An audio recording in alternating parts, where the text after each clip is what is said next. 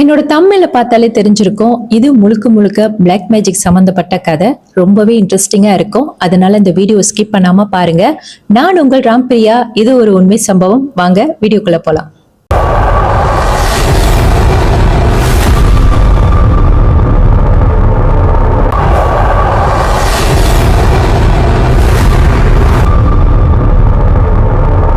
இந்த ஸ்டோரிய one of the subscriber தான் அனுப்பி வச்சாங்க. அவங்க அண்ணனோட வாழ்க்கையில நடந்த உண்மை சம்பவ கதையை தான் இப்ப நம்ம தெரிஞ்சுக்க போறோம். இப்ப நம்ம 8 வருஷம் பின்னாடி போக போறோம். ஏன்னா இந்த சம்பவம் நடந்து ஆல்மோஸ்ட் 8 வருஷம் ஆயிருச்சு. சோ 8 வருஷம் முன்னாடி அவங்க அண்ணன் வந்து ஒரு பொண்ணை பார்த்து கல்யாணம் பண்ணியிருந்தாராம். அவங்க மகனுக்காக அவங்க அப்பா அம்மா 4 வருஷமா நிறைய இடங்கள்ல பொண்ணு பார்த்திருக்காங்க. ஆனா எந்த பொண்ணுமே இவங்களுக்கு திருப்தியா இல்ல. கடைசியா இந்த ஃபேமிலிய வந்து அவங்க அப்பாவோட ஃப்ரெண்டு மூலியமா தான் இவங்க போய் பார்த்திருக்காங்க. அப்ப பாக்குறப்ப வந்து வீட்டுக்கு ஒரே பொண்ணு நல்லா படிச்சிருக்கு, அண்ட் தென் பொண்ணு நல்ல வேலையில இருக்குன்னு சொன்னதுக்கு அப்புறம் இவங்க பொண்ணை பார்த்தோன்னே இவங்களுக்கும் சரி அவங்க மகனுக்கு அவங்க தங்கச்சிக்கு எல்லாருக்குமே பிடிச்சிருச்சு. அண்ட் தென் இந்த குடும்பத்தை பத்தி விசாரிக்கிறப்ப அப்படி எந்த ஒரு பேட் காமெண்டும் கிடையாது. சோ அதனால இவங்க வந்து ஜாதக பொருத்தெல்லாம் பார்த்துதான் கல்யாணம் பண்ணி வச்சாங்க. அவங்கள கல்யாணம் பண்ணி கூட்டிட்டு வந்த அந்த நாள்ல இருந்து கொஞ்ச நாள்லயே அவங்க எல்லா மனசுலயுமே இடம் பிடிச்சிட்டாங்களாம். ஏன்னா வீட்டை கிளீன் பண்றது, சமைக்கிறது, அவங்களுக்கு எந்த வேலையும் கொடுக்காம பாத்துக்கிறது, அவங்க தங்கச்சியும் நல்லா பாத்துக்கிறது, அவங்க பிள்ளையும் நல்லா பாத்துக்கிறது. சோ இதெல்லாம் வந்து அவங்க செய்யற ஒவ்வொரு விஷயத்தையும் பாக்குறப்ப வந்து அவங்களுக்கு மனசுக்குள்ள ரொம்ப சந்தோஷமா இருந்துச்சு. பரவாயில்லையே, 4 வருஷம் வெயிட் பண்ணி நம்ம ஒரு நல்ல மருமகளை தான் வீட்டுக்கு கூட்டிட்டு வந்திருக்கோம். எல்லாருமே எவ்வளவு அன்பா கரிசனையா அவங்க கவனிச்சுக்கிறாங்க, எவ்வளவு நல்லா பாத்துக்கிறாங்க. ஏன் மருமக மாதிரி இந்த உலகத்துல எங்க தேடி எடுத்தாலும் கிடைக்காதுன்னு அந்த அளவுக்கு அவங்க ரொம்ப பூரிச்சு போயிருக்காங்க இவங்க கொஞ்ச நாள்ல இவங்க செஞ்ச அந்த செயலை பார்த்து. அப்போ வீட்டுக்கு யார் வந்தாலும் சொந்தக்காரங்களுக்குலாம் சொல்றது, என் மருமக நல்லா சமைக்கும், வீட்டு பாரு எவ்வளவு கிளீனா வச்சிருக்கு, என் மருமக சத்தம் போட்டு கூட பேசாது, ரொம்ப அமைதியான பிள்ளை, என்ன சொன்னாலும் கேட்டுக்கும். இந்த மாதிரி எல்லாம் வீட்டுக்கு வர போறவங்க கிட்ட எல்லாம் ரொம்ப பெருமையாவும் அவங்கள பத்தி சொல்லுவாங்களாம். ஆனா ஒரு ஆள்னால ரொம்ப நாளைக்கு நடிக்க முடியாதுல. இவங்களோட உண்மையான கலரும் அங்க போய் கிட்டத்தட்ட 5 மாசத்துல வெளியே வந்துருச்சுங்க.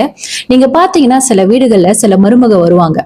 சில பேர் வந்து உண்மையிலேயே அந்த குடும்பத்தை வாழ வைக்கணும்னு சொல்லி காலடி எடுத்து வைக்கிறவங்க இருக்காங்க. சில பேர் வந்து அந்த வீட்டுக்கு வந்த கையோடயே எப்படியாச்சும் இந்த குடும்பத்தை உடைக்கணும். இப்ப ஒரு அண்ணன் தம்பிகளும் ஒத்துமையா இருக்காங்களா, அவங்கள எப்படியாச்சும் நம்ம உடைச்சி பிரிச்சு கூட்டிட்டு போனோம். இல்ல அவங்க அப்பா அம்மாவுக்கு அவங்க ஹஸ்பண்ட் நிறைய செய்யறாங்களா, செய்யக்கூடாது, நீ என் அப்பா அம்மாவுக்கு தான் செய்யணும், அந்த மாதிரி ஒரு எண்ணம். இல்லைன்னா அவங்க அப்பா அம்மா பேர்ல சொத்து இருக்கா, எப்படியாச்சும் அந்த சொத்தை அவங்க புருஷன் பேர்ல மாத்திக்கணும். இந்த மாதிரி கெட்ட எண்ணங்கள் கொண்ட மருமகளும் இருக்கதான் செய்யறாங்க. சோ இவங்களுக்கு தெரியாது அவ என்னதுக்கு அவங்க பிள்ளைய கல்யாணம் பண்ணி அந்த வீட்டுக்குள்ள வந்திருக்கா, அவங்க மனசுக்குள்ள என்ன ஒரு நயவஜகம் ஓடிக்கிட்டு இருக்குன்னு போக போக இல்லைங்க, இந்த விஷயம் நடந்து முடிஞ்சதுக்கு அப்புறம் தான் அவங்களுக்கே தெரிஞ்சது. என்னாச்சுன்னு பாத்தீங்கன்னா, கல்யாணம் பண்ணி 2 மாசம் வந்து நல்லா தாங்க போய்கிட்டு இருந்துச்சு. ஆனா 2 மாசம் கழிச்சு அவங்க பையனோட பிஹேவியர் வந்து மாற ஆரம்பிச்சது. சும்மா சும்மா அவங்க அப்பா அம்மா கிட்ட சண்டை போடுறது, இல்ல அவங்க தங்கச்சி கிட்ட சண்டை போடுறது, அவங்க எது சொன்னாலும் கேட்காம போறது.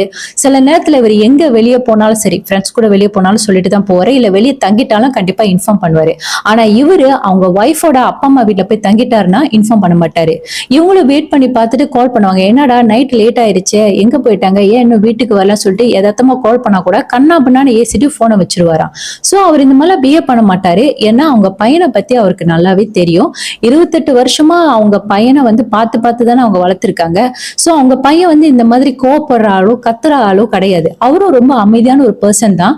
ஆனா கல்யாணம் பண்ணி வச்சு 2 மாசத்துல இவன் ஏன் இப்படி மாறிட்டான்ற அந்த ஒரு சந்தேகம் அவங்க அப்பா அம்மா தங்கச்சி இவங்க 3 பேருக்குமே வர ஆரம்பிச்சது. கல்யாணத்துக்கு முன்னுக்குலாம் அவங்க அப்பா அம்மாக்கு உடம்பு முடியலன்னா இவர் வந்து கொஞ்ச நாளே துடிச்சிருவாராம். உடனே லீவ் போட்டு இவங்களை ஹாஸ்பிட்டலுக்கு கூட்டிட்டு போயிருவாராம் செக் பண்றதுக்கு. ஆனா இந்த கொஞ்ச மாசமா அவங்க என்ன ஒரு விஷயம் கவனிச்சாங்கன்னா, அவங்க அப்பா அம்மாவுக்கு வந்து சம்டைம்ஸ் உடம்பு முடியாம போயிடும். அது கூட அவர் என்ன எதுன்னு கண்டுக்க மாட்டாராம், கிளினிக் எல்லாம் கூட்டிட்டு போக மாட்டாராம். அவங்க தங்கச்சி தான் கூட்டிட்டு போவாங்களாம். ஈவன் தங்கச்சி கூட்டிட்டு போயிட்டு வந்தா கூட எங்க போனீங்கன்னு கேட்டா ஹாஸ்பிட்டலுக்கு போனோம்னா ஓ ஆமாவா சொல்லிட்டு அவர் பாட்டுக்கு தெரியாத மாதிரி போயிருவாராம். என்னாச்சு ஏதாச்சுன்னு அந்த மாதிரி ஒரு வார்த்தை கூட கேட்க மாட்டாராம். ஆனா அதுவே அவங்க மனைவிக்கு முடியலன்னா உடனே துடிச்சு போயிடுறது, உடனே அவங்களை கூட்டிட்டு கிளினிக்கு போறது. அதுவே மனைவியோட அப்பா அம்மாவுக்கு உடம்பு முடியலன்னா லீவ் போட்டு அங்க போறது, அவங்கள பாத்துக்கிறது. சோ அவரு ஃபுல் அண்ட் ஃபுல்லா மனைவிய அவங்க அப்பா அம்மாவை தான் அதிகமா கவனிச்சு பாத்துக்கிட்டாரு தவிர இவங்க அப்பா அம்மாவும் தங்கச்சியும் வந்து இவர் கண்டுக்கவே இல்லையா. இப்படியே போக போக அவங்க மருமகளோட கேரக்டரும் சேஞ்ச் ஆக ஆரம்பிக்குது. மாமனார் மாமியாரை மதிக்கிறது கிடையாது, சும்மா சும்மா தங்கச்சி கிட்ட சண்டை போடுறது, எடுத்தெறிஞ்சு பேசுறது, யாருக்குமே அங்க மரியாதை கொடுக்கறது கிடையாது, வீட்டுக்கு வந்தவங்களையும் மதிக்கிறது கிடையாது, வீட்டு வேலை செய்ய மாட்டாங்க, முன்ன மாதிரி சமைக்கிறதும் இல்ல, எப்ப பாரு ரூம்ல இருப்பாங்க. ஒண்ணு அவர் வந்த கையோட அவங்களோட அப்பா அம்மா வீட்டுக்கு கிளம்பி போயிருவாங்க. இதெல்லாம் பாக்குறப்ப அவங்களுக்கு ரொம்ப வேதனையாவும் வருத்தமாவும் இருந்துச்சு. ஆனா அவங்களுக்கு தெரியாது நம்ம பையன் பிளாக் மேஜிக்னாலதான் இந்த மாதிரி மாறிட்டானு. ஏன்னா அவங்களுக்கு இது சம்பந்தப்பட்ட நாலேஜ் எதுவுமே இல்லை. இந்த மந்திரம் மாயம் இந்த மாதிரிலாம் இருக்கான்னு கூட அவங்களுக்கு அப்ப தெரியாதான். சோ அவங்க என்ன நினைச்சுக்கிட்டாங்கன்னா, பாரு ஒய்ஃப் வந்ததுக்கு அப்புறம் அவன் எப்படி மாறிட்டான் பாரு, இது கூட மாறிடுச்சு அப்படின்னு தான் அவங்க நினைச்சிட்டு இருந்திருக்காங்க. ஆனா போக போகதான் அவங்களுக்கு ஒரு விஷயம் தெரிய வந்தது. எப்படி இவங்களுக்கு தெரிய வந்துச்சுன்னா, ஒரு நாள் இவங்க வீட்டுக்கு சித்தி சித்தப்பா வந்திருக்காங்க. இந்த சித்தி சித்தப்பா மேல இவருக்கு சரியான பாசமாங்க, நல்ல ஒரு மரியாதையும் வச்சிருக்காரு. சோ அவங்களுக்கும் இவங்க மகனை ரொம்ப பிடிக்கும். அப்ப ஒரு நாள் திடீர்னு விசிட் பண்ணணும் வீட்டுக்கு இவர் பார்த்துட்டு தெரியாத மாதிரி என்னமோ பிடிக்காதவங்க வீட்டுக்குள்ள வந்தா எப்படி இருக்கும் அந்த மாதிரி பார்த்துட்டு இவர் வேகமா ரூமுக்குள்ள போயிட்டு கதவை சாத்திருக்காரு. அந்த கதவை பட்டின்னு அடிச்சோன்னா இவங்களுக்கு என்னமோ முகத்துல அரைஞ்ச மாதிரி இருந்திருக்கு. அப்ப இவங்களுக்கு ஒண்ணும் புரியல, என்னடா பையன் ஏன் இப்படி பிஹேவ் பண்றான்னு. அப்போ இவங்க அப்பா அம்மா இவங்களை ஏதோ மனசுல வச்சுக்காதீங்கன்னு சொல்லிட்டு தனியா கூட்டிட்டு போய் பேசுறப்ப அப்பதான் அவங்க சித்தப்பா ஒரு விஷயத்த நோட் பண்ணி இவங்க கிட்ட ஒரு விஷயத்த சொல்றாரு. இவங்க சித்தப்பா பாத்தீங்கன்னா ஒரு அம்பாள் உபாசகர். இவர் தீட்சையெல்லாம் எடுத்திருக்காரு, சாமி மேல அதீத பக்தி உள்ளவரு. அது மட்டும் இல்ல, இவரால் கெட்ட விஷயத்தையும் சீக்கிரமா உணர முடியும். அதே சமயத்துல அங்க ஏதாவது ஒண்ணு தப்பா இருக்குன்னா இவருக்கு அது உடனே காட்டிரும். சோ இவங்க பையனை வீட்டுக்குள்ள நுழைஞ்சு முதல்ல பார்த்த கையோடையே என்னமோ இவருக்கு வேற யாரையோ பாக்குற மாதிரி இருந்திருக்கு. அவங்க பையனை பார்த்தோன்னே ஏதோ ஒண்ணு சரியில்லாத மாதிரி இவருக்கு இருந்திருக்கு. சோ அவங்க பையன் பார்த்தோன்னே பட்டுன்னு ரூமுக்குள்ள போயிட்டு கதவை சாத்தினார்ல, அவரோட பிஹேவியர் இன்னொன்னு அவரை நேரா பார்த்தோன்னே என்னடா பையனோட மூஞ்சி இப்படி இருக்க அந்த மாதிரி அவருக்கு தோணி இருக்கு. சோ அவர் அந்த வீட்டுக்குள்ள காலு வைக்கிறப்பவே அவருக்கு ஏதோ ஒரு கெட்ட வைப்ரேஷனும் அவரால் ஃபீல் பண்ண முடிஞ்சுது. அப்போ இவங்க வேற தனியா கூட்டிட்டு போயிட்டு நடந்த விஷயத்தெல்லாம் சொன்னாங்களா. அப்ப இவருக்கு கன்ஃபார்ம் ஆயிடுச்சு, இவருக்கு ஏதோ ஒரு செய்வன பாதிப்பு கண்டிப்பா இருக்கணும், இல்ல ஏதோ ஒண்ணு பட்டிருக்கணும். இவர் அந்த மாதிரிதான் நினைச்சிருக்காரு. ஆனா அவர் இன்னும் அந்த பொண்ணை பார்க்கல, அந்த மருமகளை இன்னும் பார்க்கல. அவர் அந்த பையனை தானே பார்த்தாரு. சோ இவர் என்ன ஃபீல் பண்ணாரோ அந்த விஷயத்த அவங்க அண்ணன் கிட்ட சொல்றப்ப அவங்க அண்ணனுக்கு இது கேட்டோன்னு ஒரு மாதிரி அதிர்ச்சி ஆயிடுச்சு. என்னடா சொல்றேன்னு, நீ ஒன்னும் கவலைப்படாத, எனக்கு தெரிஞ்ச ஒரு இடம் இருக்கு அங்க போய் பார்க்கலான்னு சொல்லிட்டு அன்னைக்கு நைட்டே இவங்க ஒரு இடத்துக்கு பார்க்க போயிருக்காங்க. ஆரம்பத்துல இவர் கூட்டிட்டு போறப்ப இவங்களுக்கு இதெல்லாம் புதுசா இருந்துச்சு. ஏன்னா அவங்க இந்த மாதிரிலாம் பார்த்தது இல்ல. அவங்க சித்தப்பா தான் இந்த மாதிரி நிறைய இடங்களுக்கு தான் போறது, அவருக்கு இந்த மந்திரம் மாயம் இதை பத்தி எல்லாம் தெரியும். ஆனா இவங்களுக்கு இது சம்மந்தப்பட்ட நாலேஜ் எல்லாம் இல்ல. சோ கூட்டிட்டு போறப்ப அவங்களுக்கு ரொம்ப வியட்டா இருந்துச்சு. அங்க போயிட்டு இவங்க பையனை பத்தி சொல்றப்ப இவங்களுக்கு ரொம்ப அதிர்ச்சியா இருந்துச்சு. என்னடா என் பையனுக்கு இந்த மாதிரி சேவனை செஞ்சு வச்சிருக்காங்களான்னு. யாரு செஞ்சு வச்சிருக்கான்னு கேக்குறப்ப முதல்ல அவர் சொல்லல.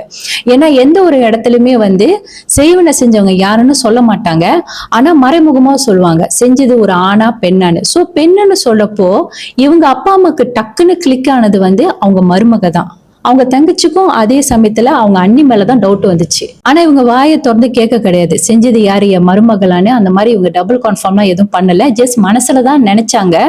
பத்தாவதுக்கு பக்கத்துல வேற சித்தி சித்தப்பாலாம் இருந்தாங்களா.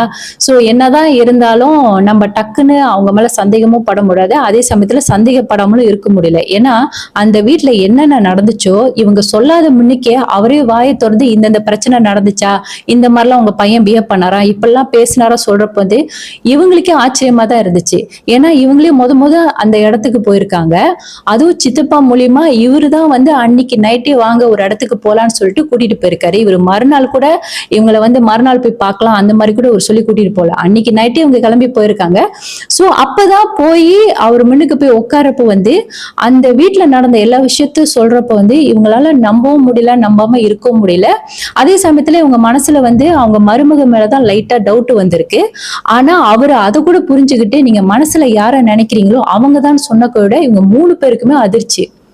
அப்ப கூட இவங்க எதுவுமே பேசல, அதிர்ச்சியில உறைஞ்சு போய் தான் இருந்திருக்காங்க. அப்புறம் அவர் என்ன சொல்லியிருக்காருன்னா, உங்க பையன் கண்டிப்பா வரணும், கூட்டிட்டு வந்தா என்னால காப்பாத்தி கொடுக்க முடியும், நீங்க லேட்டா கூட்டிட்டு வந்தீங்கன்னா என்னால எதுவும் செய்ய முடியாது, அதுக்கப்புறம் உங்க பையனோட உயிருக்கே ஆபத்து இருக்குன்னு சொன்ன கூட இவங்க ரொம்ப பயந்துட்டாங்க.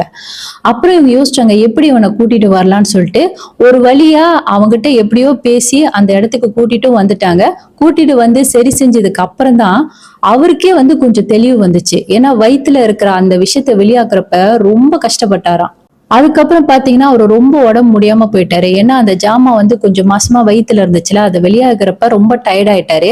அப்புறம் நடந்த விஷயத்தெல்லாம் அவங்க பையன்கிட்ட சொல்றப்ப வந்து அவருக்கு சரியான ஆத்திரம். ச்சே, இவ்வளவு கேவலமான காரியம் அவ எதுக்கு செஞ்சா, ஏன் செஞ்சா, எதுக்கு செஞ்சான்னு சொல்லி கேக்குறப்பதான் அவரு சொல்றாரு, இவங்க அப்பா அம்மாவோட சொத்து பத்துக்கு ஆசைப்பட்டு தான் அவங்க அந்த மாதிரி பண்ணிருக்காங்க. அதாவது எப்படியாச்சும் இவங்க அப்பா அம்மாவோட வீடு என்னென்ன காசு பணம் இருக்கோ எல்லாத்தையும் எழுதி வாங்கிட்டு இவங்கள அந்த வீட்ல இருந்து விரட்டி அடிச்சுட்டு அந்த வீட்ல இவங்க உட்கார்ற மாதிரி, அதே சமயத்துல அவங்க பையன் இவங்க சொல்றத கேட்கிற மாதிரி அந்த ஒரு மாந்திரிகத்தை செஞ்சு கொடுத்திருக்காங்க. என்னன்னா நாசி கங்காங். சோ இந்த நாசி கங்காங் பாத்தீங்கன்னா இந்த ஒரு விஷயத்த செஞ்சு கொடுத்துட்டாங்க வச்சுக்கோங்களேன் ஹஸ்பண்டுக்கு. ஹஸ்பண்ட் என்ன சொன்னாலும் கேட்பாங்க. கிட்டத்தட்ட ஒரு தலையாட்டுற பொம்மை மாதிரி அவரும் மாறிடுவாரு.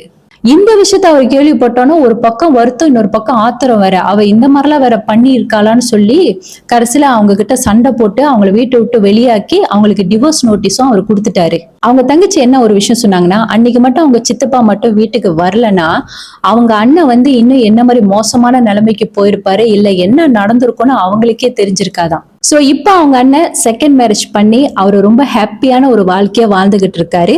அவருக்குன்னு இப்ப வந்து குழந்தைங்க கூட இருக்காங்களாம். இப்ப அவங்க ஃபேமிலி வந்து நல்ல நிம்மதியா சந்தோஷமா இருக்காங்கன்னு அவங்க தங்கச்சி என்கிட்ட சொன்னாங்க. சோ இன்னைக்குள்ள வீடியோ அவ்வளவுதான் நண்பா. இன்னைக்குள்ள உண்மை சம்பவ கதை ரொம்ப ஷார்ட்டான கதை தான். ஆனா உங்களுக்கு பிடிச்சிருக்கும்னு நம்புறேன். பிடிச்சிருந்தா மறக்காம லைக் அண்ட் ஷேர் பண்ணுங்க. யாரெல்லாம் இன்னும் சப்ஸ்கிரைப் பண்ணலையோ மறக்காம சப்ஸ்கிரைப் பண்ணிட்டு பக்கத்துல இருக்க பெல் ஐக்கனை பிரஸ் பண்ண மறந்துடாதீங்க. மறுபடியும் அடுத்த ஒரு உண்மை சம்பவ கதையோட உங்களை நான் வந்து சந்திக்கிறேன். ஜெய் ஸ்ரீராம், ஜெய் ஹனுமான்.